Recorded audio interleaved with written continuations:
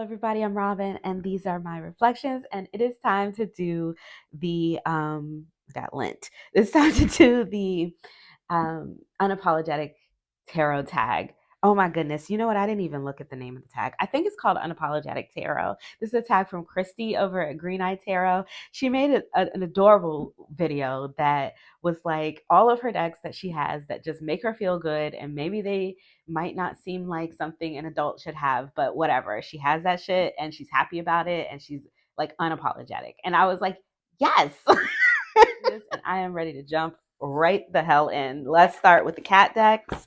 I love a cat deck. If you have been on this channel any amount of time or follow me on Instagram, you know that I love cats. I love cat images, the real cats, pictures of cats, all the cats, right? And so when I discovered my first cat tarot many, many moons ago, I was enthralled and I have been essentially collecting them ever since. Like, I may not always use them, but I feel like I need all the cat decks and I am unapologetic. I used to be like, no, it's too many. I don't need this many decks that are about cats. And what are you even using cat decks to read tarot for? And then I just was like, you know what? Screw that. They make me smile. And I need all the cat decks, even if I just look at the pictures.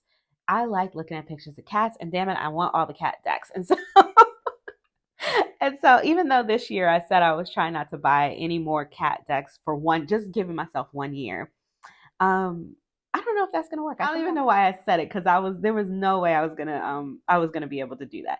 So this is the Pause Tarot by Y Spell.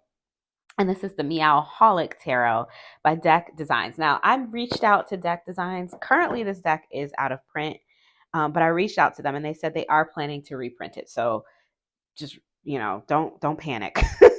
If you see this and you're like, oh, I really love it, don't panic. They are bringing it back, and they said that it could be either this summer or maybe in the fall. So they are planning to reprint this. These are super adorable. I love them. I was trying to find two cat decks that I haven't actually shown on the channel, and I don't think that I've shown these two. So these are the two we're going to look at today.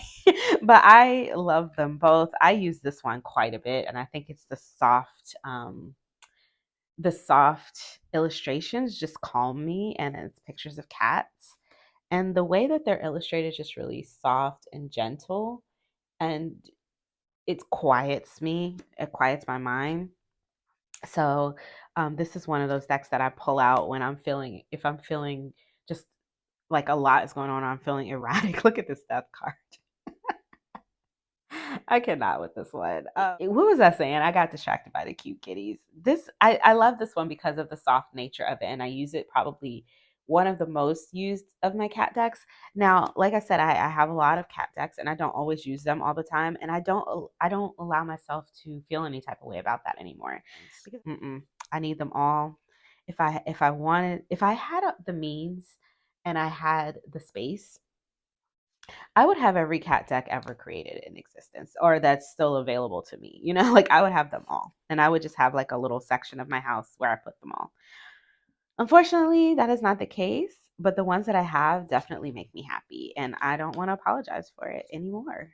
So, yeah, I went through a phase where I was like feeling a little bit ridiculous about having so many, but yeah, I got over it. I got over it. Look at this. Look at this. Look how cute. I cannot even. So these are my cat decks that I'm unapologetic of. Look at this little chubby guy here with this ball of yarn he's wrapped himself up in. He did this shit to himself because cats get in the shit. So like, look at them looking at themselves in the water. I mean, I've seen other decks where we've looked at reflections and waters for the Six of Cups, but that one, you can tell I've been using this because somehow whenever I start using a deck, the cards get reversed. I don't know what I do or why I'm like this, but somehow this is what happens. Look at this one. Oh my God. Look at him. He's like Xena Cat. It's Xena Cat. So yes, that's the first thing that I'm unapologetic about. It wasn't always like this. I told you I went through a phase where I was like, I can't, it's too many. I'm not using them. There's no way I can use a cat deck. for every reading, and so therefore I cannot. I mean, I went through the same thing with RWS decks where I wanted, different versions, and then I started feeling like, well, they're all the same, and then I was like, well, but they're not all the same, and um, I don't know. Sometimes I beat myself up about things I don't need to beat myself up about, and then I get over that. I think that's like circle of life. It's about continuing to work on my inner thoughts, right? The Doodle Tarot, the study deck for beginners. This is by E.M.K. Holloway. Now, this is another deck that I am unapologetic about. I love this. I think it's so much fun. I don't use it much because the cardstock is hard on my hands and I have small hands and it's a little bit stiff and it's rose petally and hard for me to shuffle. But when I do use it, it's a lot of fun. I use it to do readings for friends when they ask me about their kids and they want to do a reading on, their kids. Like, should they, let them change out of karate and do this or, stuff like that. And so I will do those types of readings for them. I don't do readings for like health and stuff like that. But as far as little things like that, I will do those types of readings for them. And I use this deck whenever I'm doing those types of readings. So I've kind of put it in that sector and I like it. It has keywords on it, which is fun. I love the illustrations because this looks like what I used to do when I was a kid. I used to draw in my notebooks with markers and stick figures and embellished stick figures, basically. This is exactly what I used to do. And yeah, I could see myself. I probably would still do this, to be honest, if I had the time to sit around and doodle in a notebook. I could still find myself doing this. I think that this deck is just very nostalgic for me. It feels familiar and I like it. I think it's fun. And I'm unapologetic about how much I like this deck. Now, if you like this deck, it is coming to Kickstarter soon. Be careful when you're purchasing this or looking for it because I have seen so many knockoffs of this on Etsy, on Amazon. The version of this from the creator comes in a hard box. The cardstock that I have is like a rose petal finish. It has like a black edge. They came like this. These are the backs. I am not sure. I think if you're feeling uncertain about a listing, reach out to the creator on Instagram. She's very responsive because that's what I did when I saw I actually found a Kickstarter for this deck that was not her Kickstarter. Someone was pretending to kickstart her deck, and I thought that was repulsive. And so I reached out to her and I was like, is this your Kickstarter? Because I knew she was having a Kickstarter, but it just looked a little strange and it was really wrong. And so I would just say, like, if you were thinking about buying this deck, just be careful about where you purchase it from. I've seen so many versions and I've seen people with copies of it that are like a smooth, like make playing card style stock. I don't believe those are hers, but if you want to know and you're uncertain, definitely reach out to her. The ones that come in a tuck box, even though they're tarot size, but they come in a tuck box, just be careful, be careful. And if you're uncertain, reach out. She's very responsive about that kind of stuff. So, but yeah, definitely one that I'm unapologetic about. Love the set. Can't wait to see what she offers in the Kickstarter. I don't know if I'm going to be getting another copy because I have this one, but I'm still excited to see what new is coming from this line of decks. There's also a version that's more like an oracle size with no keywords if you prefer. I don't know what's still available, but just like I said, she's very prolific on Instagram. So take a look there and I will post her website below. So that's the Doodle Tarot. Another one in the same kind of world is the Affirmies Oracle. I love this deck. It's cursey, it's adorable. I like these little cursey decks and I'm not sorry for it. I'm unapologetic about it. This is my favorite one. This is bullshit. Yeah. Here's a fucking sign to start living the life you always wanted. It's very cursey. It's cheeky, it's funny a little bit, but also a little bit saucy and kind of it edges on mean but not quite, you know what I mean? Like, I love it. I do. It says fuck. I fucking love the fuck out of my fucking life. Yes, I love this one too. Today's Earth rotation is dedicated to your fucking fine ass self. Just remember, without you, this world ain't fucking moving, baby. I love it. Yes, recipe for a good fucking day. Zero fucks given. Two of confidence of a damn queen, one dash of sarcasm, one self-love, and an optional coffee. I know that's right. So yes, I love this deck. It makes me smile. And these sort of sarcastic, cursy decks. I have another one.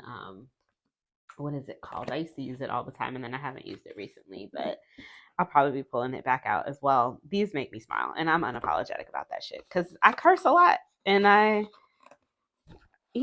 whatever, whatever, I like these decks, and I like affirmation decks, and this one is definitely one of my faves to come out this time of year. So this is the Affirmies. I'll put the link in the comments below. Y'all, I love me some vampire decks, okay? Like, this is another sort of, what are we calling it? A theme of decks? Thematic deck element? I don't know, that I want all of the decks. I don't always want all of them though. Some of them I don't resonate with, but the ones that I resonate with, I want them all and I'm going to buy them even if I don't use them all, right? Because we would think that for vampire decks, they're relegated mostly to the fall. I don't necessarily I have a lot of decks that fall in that Halloween season. I don't need now another one. And I keep saying I'm not going to buy anything else. But vampire decks are different for me. I use them.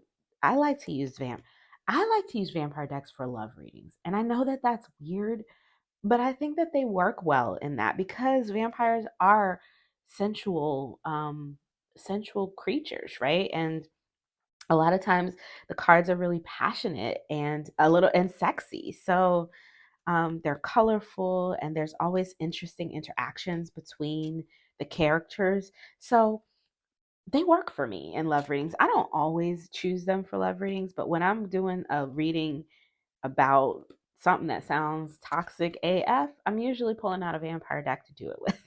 So like,